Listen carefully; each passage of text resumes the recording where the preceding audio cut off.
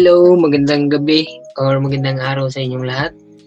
Ako po pala si Quiz Unsi. So, sa video to, ang pag-uusapan natin is ito, paper size.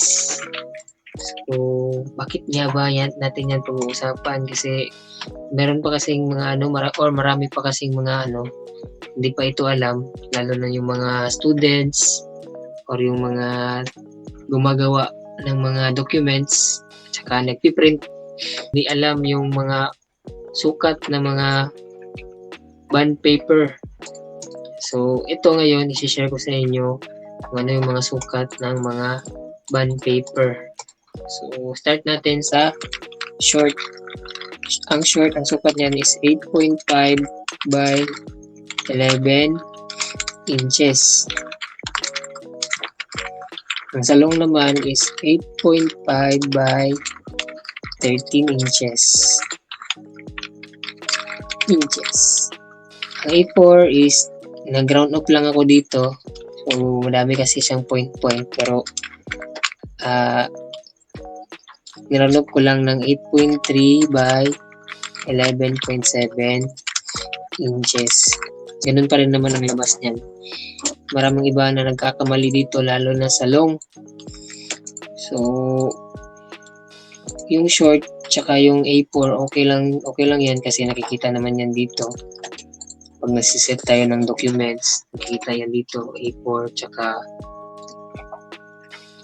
short. Yung short is letter. Ito yan, letter. So, 8.5. Ito yung sukat niya, 8.5 by 11 inches. So, 8 by 1 half, 8.5 pa rin yan. So, ilong yung focus natin ngayon kasi marami ditong nagkakamali, lalo na yung gumagawa ng mga documents na mahaba. Minsan kasi ang ginagawa nila, kasi sa binibili nating papel, ang nakalagay doon na sukat ng long is legal. So yan yung nakasulat doon sa packaging ng ng papel na long pag bumili ka. Pero dito sa Microsoft Word kasi ang sukat ng legal dito is 8.5 by 14.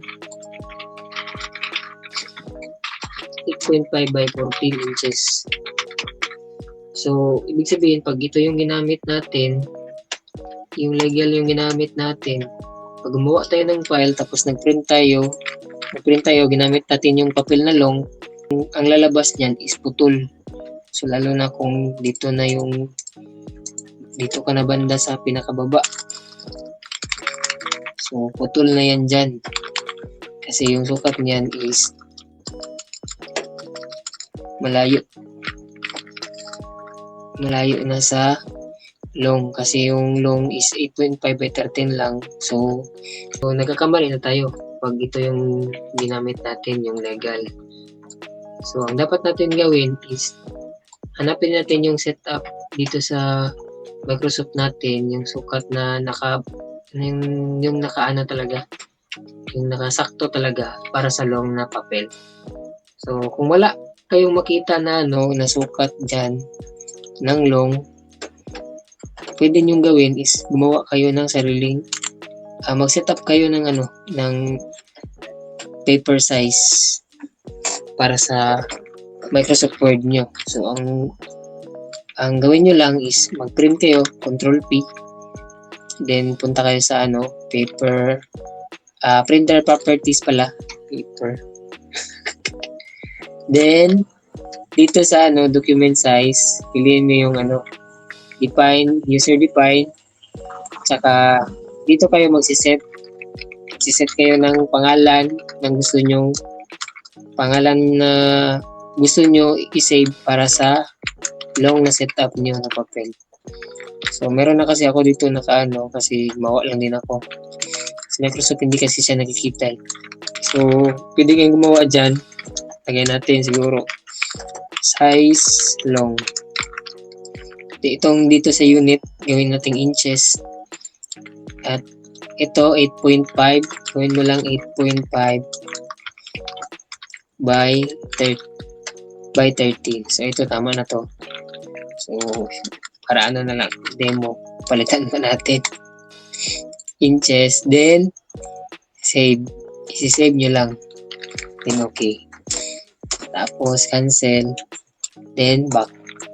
So punta kayo ulit sa paper size. Hanapin nyo yung ginawaan yung setting. Kung wala pa, gawin nyo, i-refresh nyo. I-close nyo yung Microsoft. Then punta kayo sa Microsoft ulit. Open nyo ulit. Pagkatapos, pindutin yung blank paper. Then, close mo na yan. Then, sa layout, size, hanapin nyo yung ginawa nyo. Yun, lumabas na siya. So, size long. So, yun lang. Kung ganun lang po gumawa ng sarili nyong setup para sa papel na gusto nyong ilagay sa inyong Microsoft Canvas. By the way, actually basic lang po 'yun sa mga nakakaalam na yung mga ano na matatalino na alam na nila 'yan, pero yung iba marami pang hindi alam eh. So basic lang 'yan, pero mas mahalaga talaga na alam natin yung mga basic kasi diyan tayo minsan nagkakamali. Tsaka marami na rin ako mga na-encounter na ganoon na mga scenario. So para at least maiwasan yung mga back job, tsaka para na rin sa inyo yung mga gumagawa ng mga documents.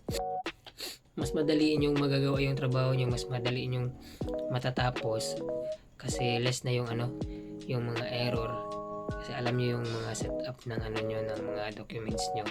Tsaka di nyo na rin ma-encounter yung mapuputol sa pagprint, lalo na sa long, kasi tama na yung nilagay yung setup or ng size ng documents ng paper. So yun lang po. Salamat sa inyong pakikinig. God bless. Peace.